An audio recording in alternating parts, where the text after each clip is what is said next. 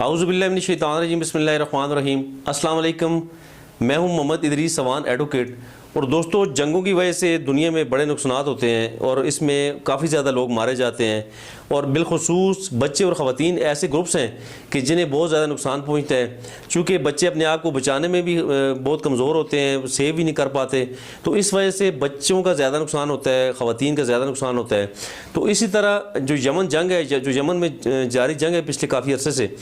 उसमें जो बच्चों का जो नुकसान हुआ है, जो बच्चे उसमें जाँ बाकू हुए हैं, जो बच्चे डिस्प्लेसमेंट हुई जिन बच्चों की हुई है, जो बच्चे ट्रैफिकिंग जिनकी हुई है, उनकी तादाद बहुत ज़्यादा है। तो इसी पे एक यूनिसेफ की रिपोर्ट है कि यूनिसेफ अक़वाम मुत्तहिदा का वो ऐसा अदारा है कि जो कि सिर्फ़ और सिर्फ बच्चों के राइट्स पे काम करता है और बच्चों के सर्वेज़ पे काम करता है, पूरी दुनिया में बच्चों को फैसिलिटेट कर रहा है और बच्चों की हेल्थ पे और एजुकेशन पे और इसी तरह जितने भी वायलेंस अगेंस्ट चिल्ड्रन के इशूज़ हैं उन पर ये अदारा बात कर रहा होता है। तो इसी अदारे की एक रिपोर्ट है, उसमें उन्होंने ये कहा है कि यमन जंग में तकरीबन 10,000 बच्चे जाँ बाक हो चुके हैं और इसके अलावा ज़ख्मी बच्चों की तादाद लातादाद है, बहुत ज़्यादा है, यानी कि इतनी ज़्यादा है कि जिसे शायद हम काउंट नहीं कर सकते। तो इसके अलावा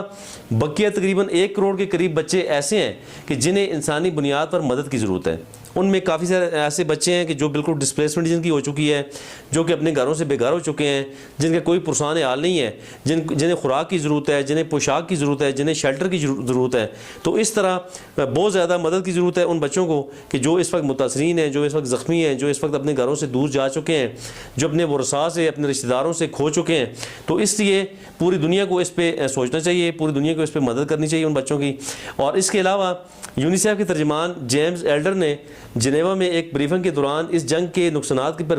गहरी रोशनी डाली और डिटेल में उन्होंने बताया कि कितना नुकसान हो चुका है। और इसमें बहुत ज़्यादा जो ग्रुप मुतासर हुए वो बच्चे हैं, वो हमारे बच्चे हैं, मासूम हमारी औरतें हैं। और बच्चे वो ऐसा ग्रुप है, वो ऐसा वल्नरेबल ग्रुप है कि जिसकी मदद की जानी इंतहाई ज़रूरी है और बच्चों को बचाना हम सब का फ़र्ज़ है। और तमाम लोगों को, ज़ाहिर है बच्चे सबके संजे हैं, हमें चाहिए कि अपने बच्चों को इस तरह ट्रीट करें, बल्कि दूसरे तमाम लोगों के बच्चों को अपने बच्चों की तरह ट्रीट करें जिस हम अपने बच्चों को डील कर रहे होते हैं। अपने बच्चों को खुराक पोशाक का ख्याल रख रहे होते हैं, उनकी हेल्थ का ख्याल रख रहे होते हैं, उनकी एजुकेशन का ख्याल रख रहे होते हैं। तो इस तरह हमें चाहिए कि जिस तरह अपने बच्चों का ख्याल रख रहे होते हैं, इसी तरह दूसरे के बच्चों का भी ख्याल रखें। तो जो जंग में मुतासरीन बच्चे हैं उनका हम पे फ़र्ज़ है कि हम तमाम जितनी भी स्टेट्स हैं हम उन्हें मदद फराम करें, जितना हमसे हो सकता है वो करें। ज़्यादातर जो तरक्की याफ्ता ममालिक हैं उनका काम है, उनकी ड्यूटी है कि वो उन्हें मदद फराम करें, माली मदद भी फराम करें और जितना भी उनके लिए हो सकता है वो करें। इसके अलावा मार्च 2015 में इस जंग का आगाज़ हुआ था